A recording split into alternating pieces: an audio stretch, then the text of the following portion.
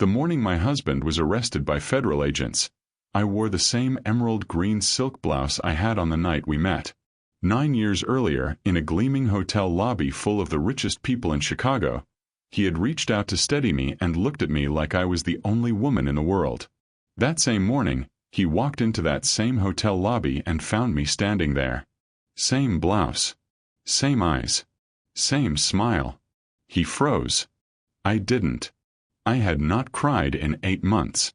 Not when he introduced another woman as his wife in front of 500 guests at his own company gala. Not when his attorney sent me a dismissal letter as household staff. Not even when I sat alone in my car in a dark parking garage at midnight, both hands gripping the steering wheel, asking myself how a woman who passed the bar exam on her first attempt had let herself disappear so completely inside someone else's life. I had work to do, and I had finished every last bit of it. Welcome to our channel, where we bring you emotional stories that stay with you. If you're new here, hit subscribe and the notification bell so you never miss a story. And if you're returning, thank you. Your support means everything. Now, stay until the end, drop a comment with your thoughts, and let's begin. Let me tell you how it started. Not the arrest. Not a fraud. Not the night 1,500 people watched my marriage burn down in real time while chandelier light fell across their champagne glasses. Let me take you back to a Tuesday evening in October, 7 years before any of that, when I was 28 years old, running late, and absolutely refusing to let a slow revolving door be the reason my career ended before it started. I was a junior associate at Mercer & Okafor, a mid-size corporate law firm in the heart of downtown Chicago. 3 files under my left arm. A cold coffee going stale in my right hand. No patience for anything or anyone standing between me and the Callaway client dinner my supervising partner had dropped in my lap 40 minutes before close of business. Just represent the firm, Simone. Smile. Don't talk too much. I had been talking too much my entire life. Tonight was not going to be different. The lobby of the Aldridge Grand was the kind of place that makes you slow down whether you want to or not. 30-foot ceilings that made you feel both small and somehow important for being there. Marble floors the color of cream and aged gold. Tall windows that caught the last of the evening light and threw it across everything in long, warm, amber strips. I remember thinking it looked like the inside of a place that had never heard bad news. I was wrong about that too. But that came later. I came through the revolving door moving fast. Too fast. The heel of my left shoe caught that slight marble lip where the outside world ends and the inside world begins, and I lurched forward. The files went first. Papers fanned out across that beautiful marble floor with the slow, humiliating grace that paper always finds when it wants maximum witnesses. My coffee lid held. Small mercies from God. I crouched down fast, composing my face back into something professional, calculating how many people had seen, when a pair of dark charcoal dress pants crouched down directly across from me. Large, unhurried hands began gathering my papers. I think this one's out of order, a voice said. Calm. Like organizing a stranger's documents on a hotel lobby floor at 8 in the evening was a perfectly reasonable thing to do. I looked up. He was maybe 30, 31. Sharp jaw. Dark hair slightly disheveled, like he'd been running a hand through it all day. But his eyes, I registered his eyes before anything else. Hazel. Warm and complicated, like October light filtering through amber glass. He was looking at my papers with genuine care and focus, and something about that, the sheer, unhurried attention of it, knocked the composure right out of me for just a second. They're tabbed, I said. My voice came out steadier than I felt. He glanced up. Something shifted across his face, not quite a smile, not quite a surprise. Something between the two that I didn't have a word for yet. Tabbed. Got it. He handed me the stack, already in perfect order. We stood at the same time. We were closer than strangers are supposed to be, and neither one of us stepped back. Graham Harlow. Simone Ellison. His hand was still lightly on my arm from where he'd reached out to steady me. Neither of us had noticed until that exact moment. He let go slowly like a man only just registering what his own hands had done. "Are you here for the Callaway dinner?" he asked. "Yes." "Me too." He glanced at the files. "You're an attorney." "Associate." "You." On the other side of the table. "My family owns the hotel." I processed that, looked around the marble, the columns of impossible warm light, and looked back at him. "Nice lobby," I said. He laughed. Real and sudden, like it caught him completely off guard. Nobody ever just says that. "It's a nice lobby." We walked to dinner together. He held the restaurant door. I did not read anything into it. I had a rule about reading things into things. I broke that rule approximately 4 months later. I need you to understand who I was before Graham Harlow, because the woman I became inside that marriage is not the woman I started as. That distance, that gap between the woman I was and the woman I let myself become, is the part that still sits heavy in my chest when I let myself think about it too long.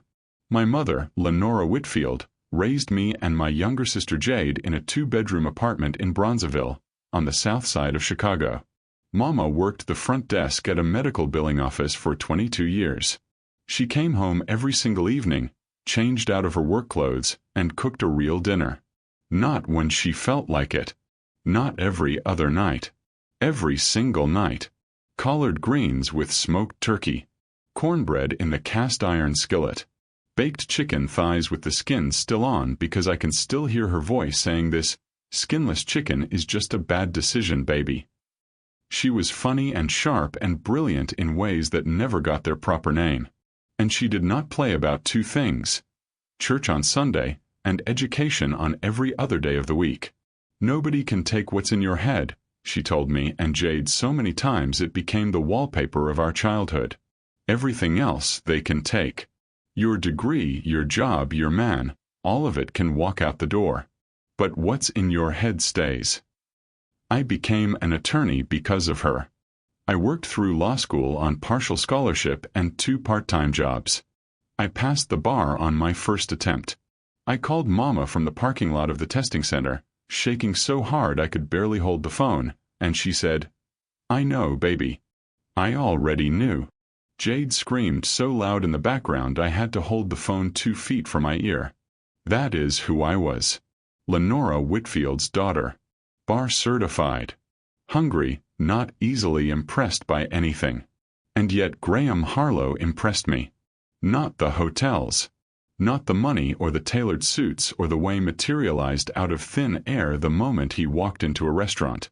That stuff I could see clearly for what it was. Nice, fine, not interesting. What impressed me was how he listened. Full stop. Phones down. Eyes on you. In a world full of men who were just waiting for their turn to talk, Graham Harlow actually heard every word you said and then asked the one exact question that proved it. It was disarming. It made you feel, when you were with him, like the most considered person in any room. We dated for 14 months. He met Mama in month 3, which in our family means it was serious. Mama made her Sunday roast chicken and real baked mac and cheese with a crispy top, and Jade sat across from Graham at the kitchen table and asked him 11 questions, I counted, ranging from "What's your credit score?" to "What did the last woman you hurt do to deserve it?" He answered every single one. Directly. Without flinching. Jade looked at me across the table afterward, while Graham was helping Mama with dishes, and said, "I don't hate him." From Jade Caldwell, that was a standing ovation. We got engaged on a Saturday morning. Not at a restaurant. Not with a plan. We were at his kitchen counter and he was making coffee and he turned around and said, "I want to do this every morning for the rest of my life." I said, "Make coffee." He said, "Make coffee with you." Then he opened the cabinet next to the mugs, and there was a ring. Just sitting there, between the French press and the spare filters. I said yes, and I meant every single molecule of it. That is the part one have had to sit with even now, even after everything. I loved Graham Harlow with the full, unguarded weight of who I was at that moment in my life. He knew that. And eventually, quietly, patiently, over years and small moments and 100 things I rationalized away, he used it. The first time someone called me the housekeeper, I laughed. We had been married 8 months. Graham's college roommate, Declan Voss, walked into our kitchen, glanced at me in my apron, and said to Graham while I was standing right there, "Your housekeeper around? I need fresh towels upstairs." He had met me. Twice. At our engagement party and at a dinner in New York. Graham said, "Simone handles all of that, yeah. Simone, can you?" I turned and looked at him before he could finish the sentence. Something crossed his face. Something I still cannot name with certainty, and that uncertainty is its own kind of wound.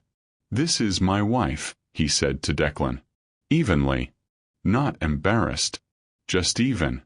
Declan laughed it off. I smiled. I got the towels. I went back to the kitchen and stood at the counter and told myself it was an honest mistake. It was not the last time. It was just the first. The thing about being erased is that it does not happen all at once. Nobody wakes up one morning and finds themselves gone. It happens the way water shapes rocks slowly, consistently, so gradually that by the time you notice, you cannot remember what the original shape was. You just know something is different.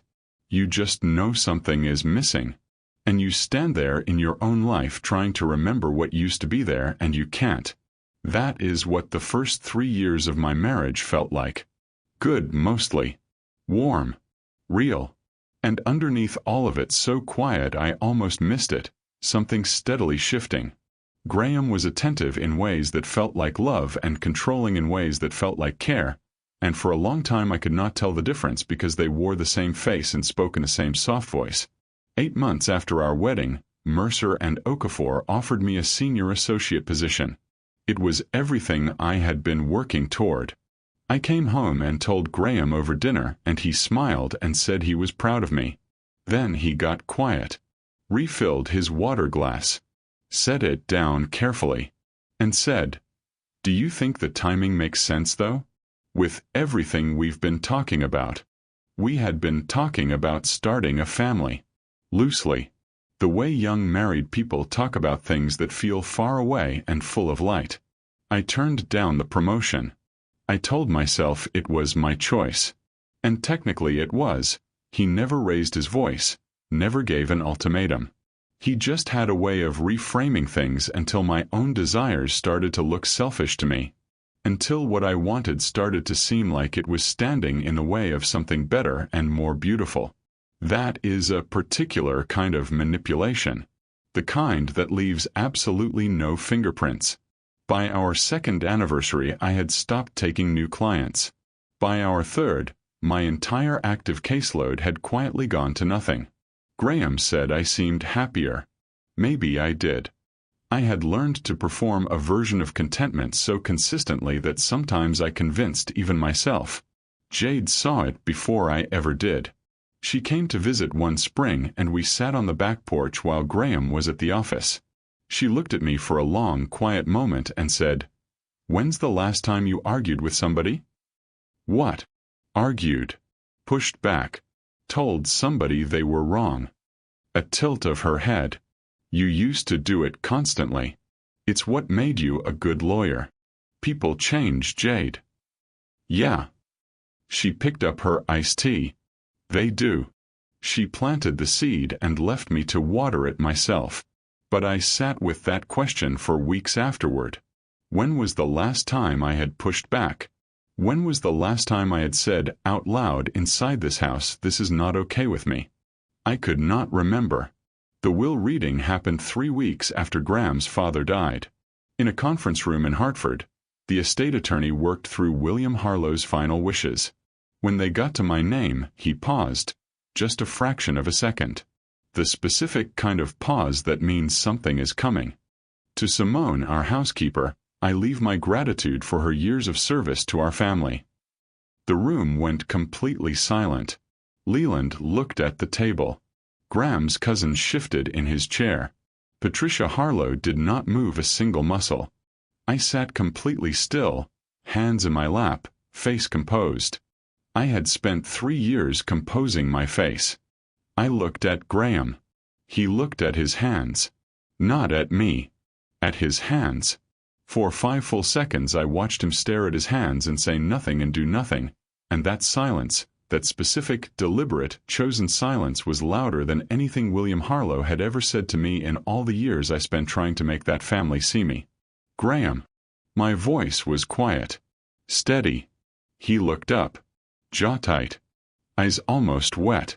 We'll fix it. It doesn't mean anything. Okay, I said.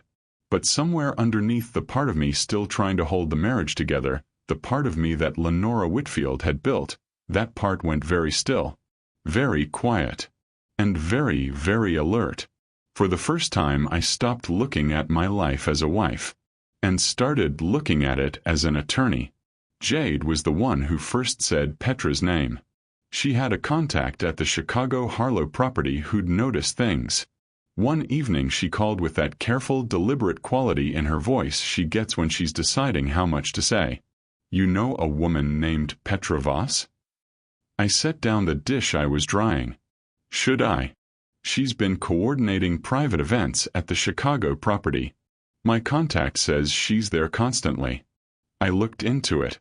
11 days. 3 separate sources. Petra Voss was 26.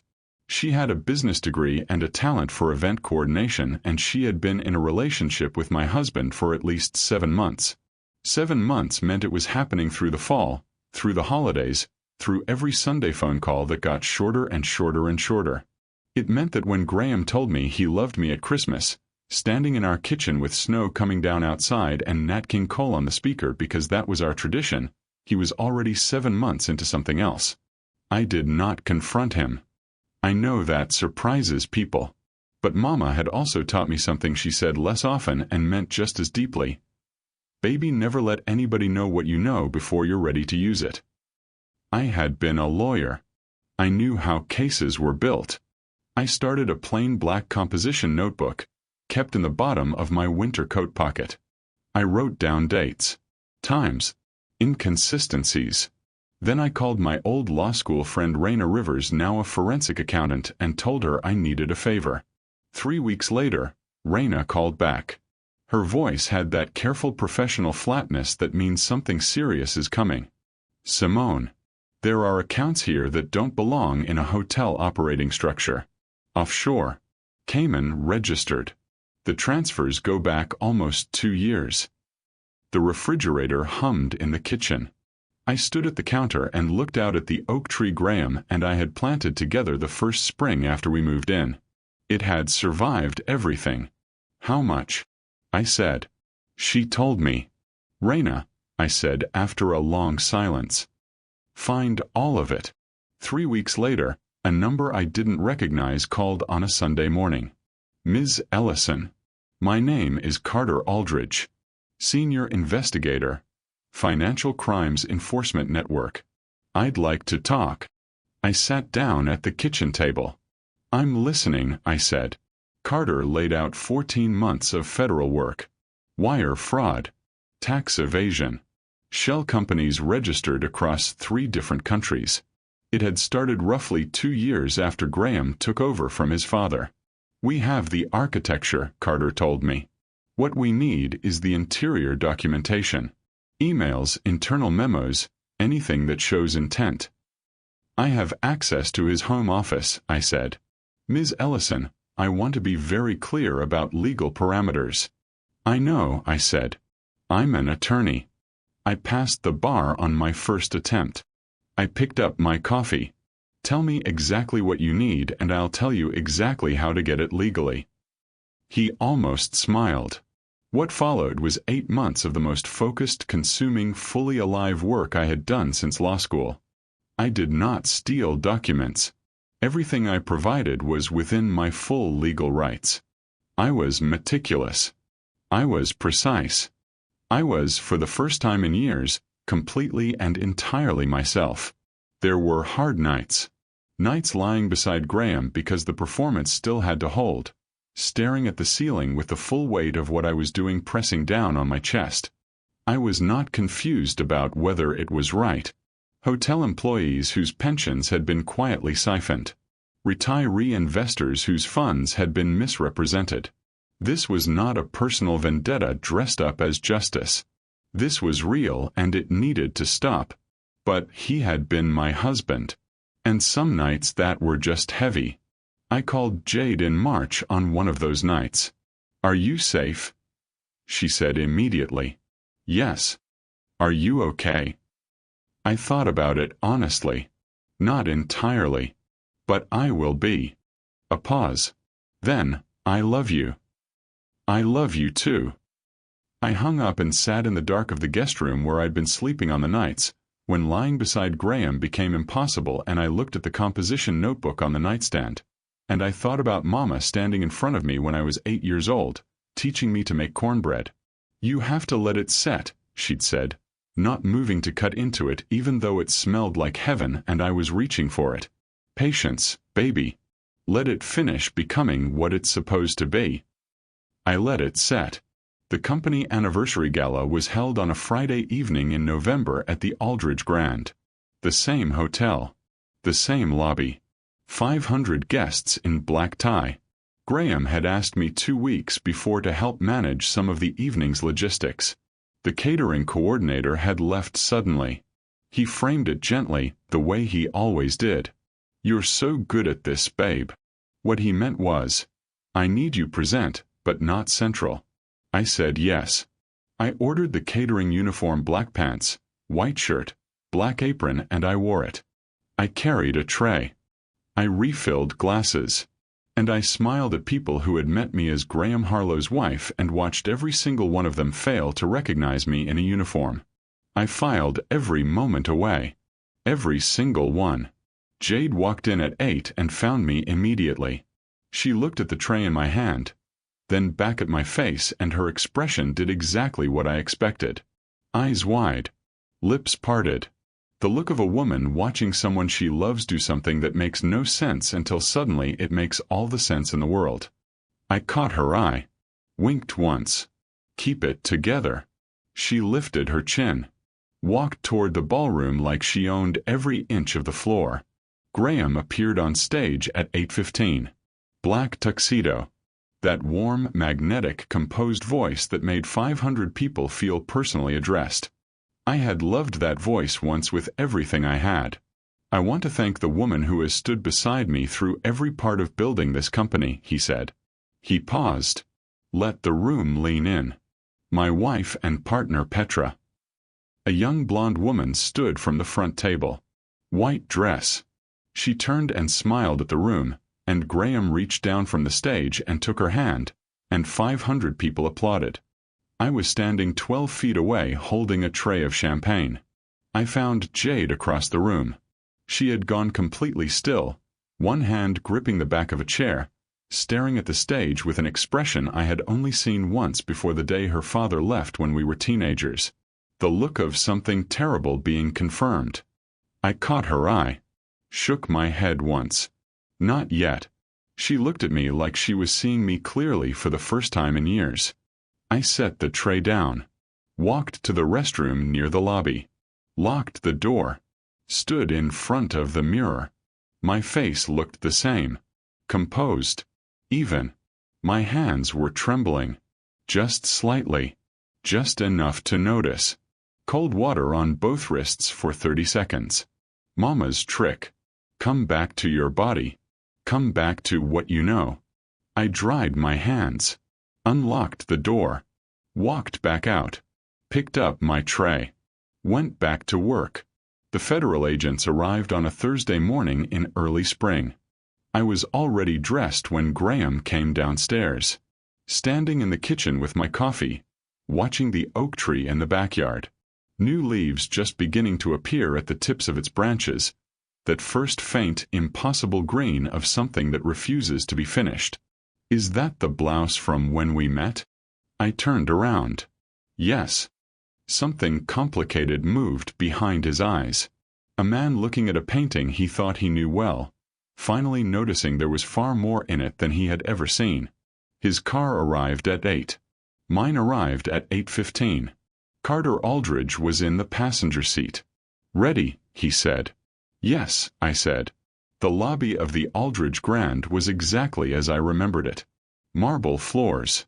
30-foot ceilings. Morning light coming through tall windows in long warm strips across the floor exactly as it had the night I dropped my files and a stranger crouched down to sort them by tab number. Graham came through the side entrance at 8:47. He walked into the lobby and then looked up because something in the air had shifted. That unmistakable stillness when people who should not be in a room are in that room. He saw the agents first. Then his eyes moved. And found me. Standing in the middle of that marble lobby in my emerald green silk blouse. Hands at my sides. Face completely still. I watched him understand. Not all at once, in pieces, the way a reflection assembles itself in water that has been disturbed and is slowly going still again. I watched him go back through the months and the years and find the moments that looked entirely different now than they had when they happened. His face did something I had never seen it do in 9 years of marriage. It broke. Not dramatically. Quietly. Around the eyes first. Then the jaw. He looked like a man who had told himself a particular story about who he was for a very long time and was only now being required to look at the true version. Carter stepped forward.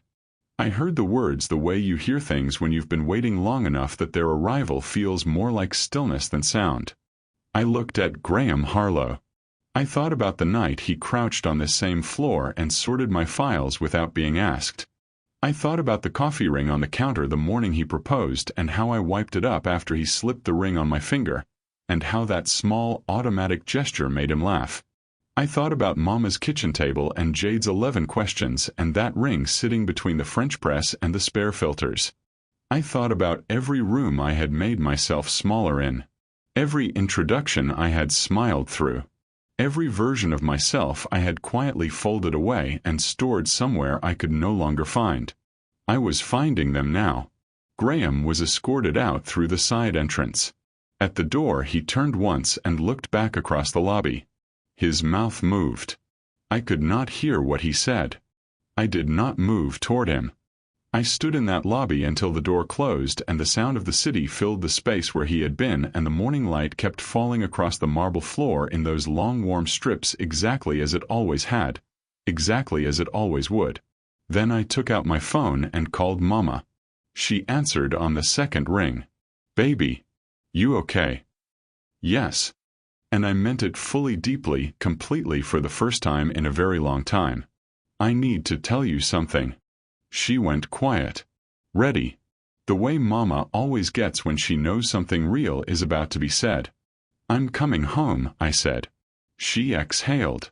Long and slow, the exhale of a woman who has been holding her breath longer than she realized, not knowing she was holding it. I'll put the chicken on, she said. I laughed. Real and sudden, the way Graham's laugh had caught him off guard in the same lobby 9 years ago. Jade's going to lose her mind, I said. Child, I already called Jade. I could hear the smile in her voice, warm and certain and completely, gloriously unbothered. She's already here. Get in the car, baby. Come home. I walked out through the revolving door into the morning. The city was loud and bright and full of people going somewhere with purpose and intention, the way cities always are when the day still feels full of everything possible. I stood on that sidewalk outside the Aldridge Grand and felt the spring air on my face and the specific, irreplaceable lightness of a woman who has finished carrying something heavy and set it down for the very last time. I had not cried in 8 months. I cried now. Not from sadness, though grief was in it. Grief for the man I thought I married. For the years I spent folding myself smaller. For the version of myself I had almost lost entirely. I cried the way you cry when something that has been held in place by sheer willpower for too long is finally, completely allowed to move. I stood on that sidewalk in my emerald green blouse with tears running down my face and the spring sun warm on my skin. And I thought about Mama's kitchen and Jade's laugh and the parking lot where I stood at 28 years old, shaking, hearing my mother say I already knew. And I thought about what Mama always said. Nobody can take what's in your head. Everything else they can take. Your degree, your job, your man. All of it can walk out the door. But what's in your head stays. I wiped my face. I put my sunglasses on. I walked to the car. I had a lot of living left to do. Graham Harlow pleaded guilty 14 months later. The Harlow Hotel Group was restructured under new ownership. Raina Rivers was recognized by her firm for her work on the case. Carter Aldridge was promoted. I reactivated my bar license on a Tuesday morning in October. Jade brought champagne. Mama made cornbread in the cast-iron skillet. It was perfect. What would you rate this story? Drop 0 to 10 in the comments right now. If this story moved you, hit subscribe for more emotional journeys every day. And if it truly touched your heart, consider leaving a super thanks. Your support helps us create more stories like this. Every contribution, big or small, means the world. Ready for the next story? It's even more dramatic than this one. Click now. Thank you for being part of this journey.